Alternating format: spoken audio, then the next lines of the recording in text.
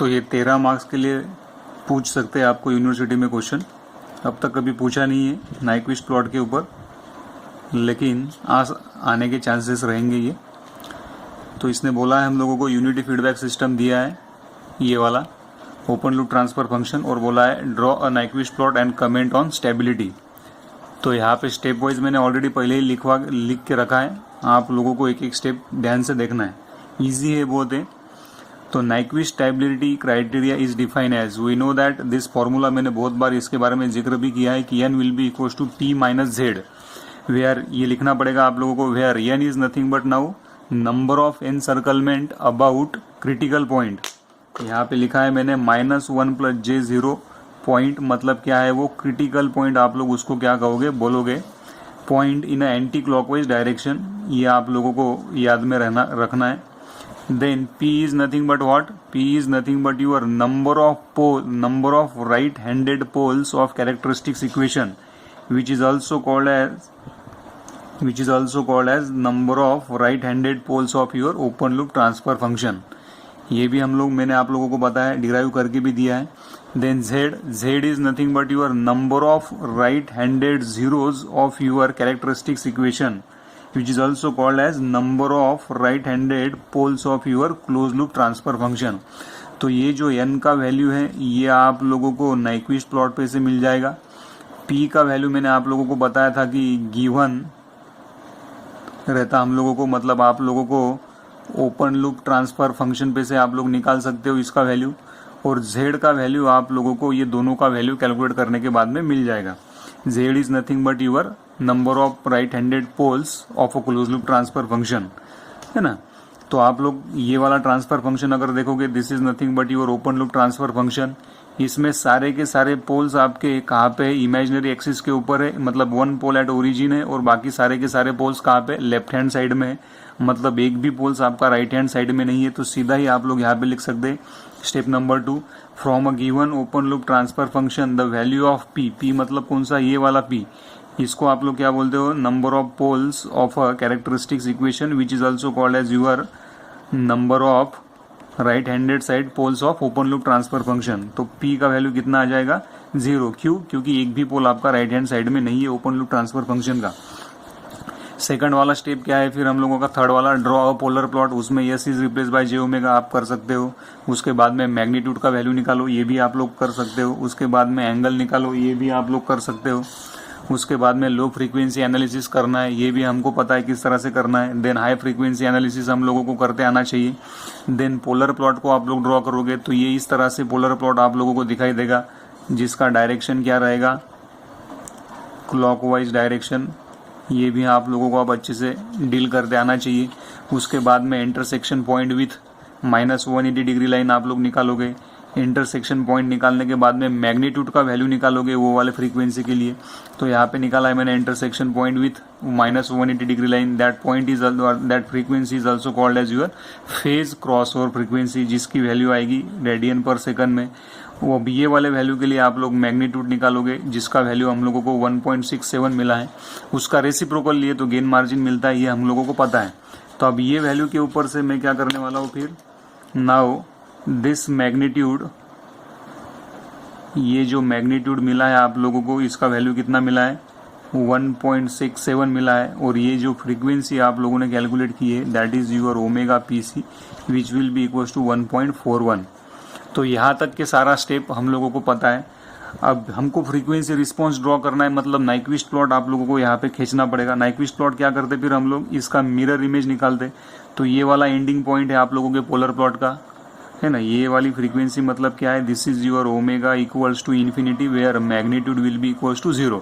So this is your ending point, है ना। तो यहाँ से हम लोग क्या करते हैं, कुछ इस तरह से नाइक्विस्ट प्लॉट के लिए स्टार्ट करते हैं, है ना। ये नाइक्विस्ट प्लॉट कुछ इस तरह से आप लोगों का दिखाई देगा मिरर इमेज, और एंड आप लोगों का यहाँ पे जाके होगा। तो this is nothing but your now, ये रेड पेन से जो निकाला है ये आप लोगों का क्या रहेगा, नाइक्विस्ट प्लॉट, मतलब total frequency response for given open loop transfer function रहेगा। ये कुछ आप लोगों को इस तरह से निकालना पड़ेगा। So this is the mirror image of your polar plot which is also called as your Nyquist plot. तो ये आप लोगों को कुछ इस तरह से नेक्स्ट वाला स्टेप जो रहेगा इसमें ही नहीं निकालना, आपने अलग से निकालना ये। तो नेक्स्ट वाला स्टेप क्या रहेगा, इंटरसेक्शन पॉइंट निकालने के बाद में, मैग्नीट्यूड निकालने के बाद में ड्रॉ अ नाइक्विस्ट प्लॉट। तो नाइक्विस्ट प्लॉट क्या करेंगे, जहाँ पे आपका पोलर प्लॉट एंड हुआ था वहीं से आप लोग क्या करोगे, स्टार्ट करोगे और मिरर इमेज आप लोगों का कुछ इस तरह से दिखेगा।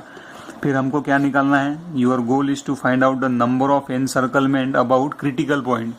अब ये मैग्नीट्यूड कितना मिला हम लोगों को 1.67, तो क्रिटिकल पॉइंट कहीं पे यहीं पे तो भी होना चाहिए। ये वाला आपका क्रिटिकल पॉइंट रहेगा जिसका वैल्यू रहेगा -1 + j0, और ये टोटल मैग्नीट्यूड कितना है 1.67, मतलब इससे तो कम ही रहेगा वो। मतलब यहाँ पे लिया मैंने -1.j0 वाला पॉइंट। यहाँ से क्या करूँगा मैं, एक लाइन सीधा नीचे खींचूंगा इस तरह से, है ना। एक लाइन क्या करूंगा मैं, नीचे खींचूंगा, और ये वाले लाइन को कितने बार आपका नाइक्विस्ट प्लॉट टच हो रहा है वो हम लोग देखेंगे। तो देखो एक ग्रीन पेन वाला भी क्या हो रहा है, टच हो रहा है, और आपका रेड पेन वाला भी क्या हो रहा है, नाइक्विस्ट प्लॉट यहाँ पे आप लोगों का ये लाइन को टच करके जा रहा है। मतलब 2 एरो आप लोगों के कुछ इस तरह से दिखाई देंगे। ये वाला भी एरो हेड इस तरह से, मतलब 2 बार आपका नाइक्विस्ट प्लॉट क्लॉकवाइज डायरेक्शन में ये वाले लाइन को क्या हो रहा है, -1 + j0 पॉइंट को क्या करके जा रहा है, कट करके जा रहा है। तो n का वैल्यू क्या रहता है, number of encirclement about critical point in anti clockwise direction. लेकिन अभी ये -1 + j0 पॉइंट को कौन से डायरेक्शन में कट करके जा रहा है आप लोगों के, क्लॉकवाइज डायरेक्शन में। ये क्लॉकवाइज डायरेक्शन है, क्लॉकवाइज डायरेक्शन। इसका मतलब n का वैल्यू कितना आना चाहिए, अभी n will be equals to -2 आप लोगों को यहाँ पे मिलेगा। तो n का वैल्यू कितना रहा, -2, p का वैल्यू आप लोगों ने कितना लिखा है 0। इसका मतलब क्या हुआ, then n will be equals to p - z। तो n का वैल्यू है -2, p का वैल्यू कितना है 0, z आएगा। तो z will be equals to how much, 2 आना चाहिए आप लोगों का। z इक्वल्स टू 2 आया, इसका मतलब क्या हुआ आप लोगों का, z मतलब क्या है आप लोगों के, देखो यहाँ पे z is nothing but right hand side zeros of your characteristics equation, which is also called as your right hand side poles of closed loop transfer function। तो z का वैल्यू 2 आना मतलब क्या, 2 poles are present in right hand side of S plane।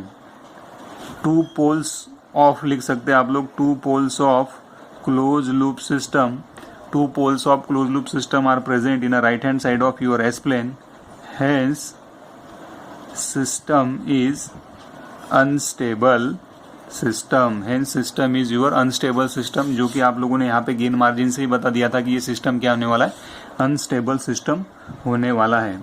तो इस तरह से आप लोगों को ये 13 मार्क्स का न्यूमेरिकल सॉल्व करते आना चाहिए। अगर आप लोगों का पोलर प्लॉट बहुत अच्छे से आप लोगों को आता है निकालते, तो ये आप लोगों के लिए बड़ा चिल्लर काम है निकालना। सिर्फ आपको नॉमेनक्लेचर आप ध्यान में रखना है, n का क्या वैल्यू रहता, p का क्या वैल्यू रहता और z का क्या वैल्यू हम लोगों का रहता है।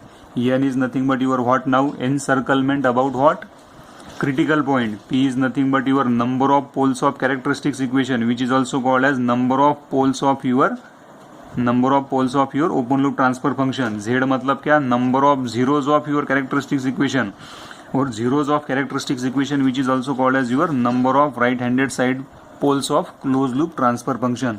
और सिस्टम का स्टेबिलिटी काय के ऊपर डिपेंड रहता, पोल्स के ऊपर ही डिपेंड रहता। लेफ्ट हैंड साइड में तो सिस्टम स्टेबल कहोगे, राइट हैंड साइड में तो सिस्टम आप लोगों का क्या होगा, अनस्टेबल सिस्टम। तो इस तरह से ये न्यूमेरिकल आप लोगों को डील करते आना चाहिए।